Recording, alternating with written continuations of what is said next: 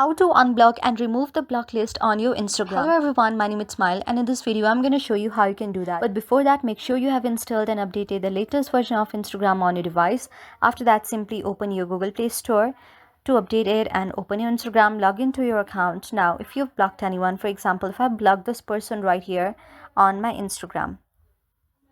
Now, if I want to unblock it, then what I can do is tap on my profile icon, which is right here, tap on the three vertical dots, scroll down and down, and you can see here is the blocked option. Now to unblock them, I'll just tap on the unblock option, and unblock option. Just like this, my unblock is already done and you can now see the profile of that person, and if you want to send the follow request, you can send a follow request, and the block list has also already been invisible right here.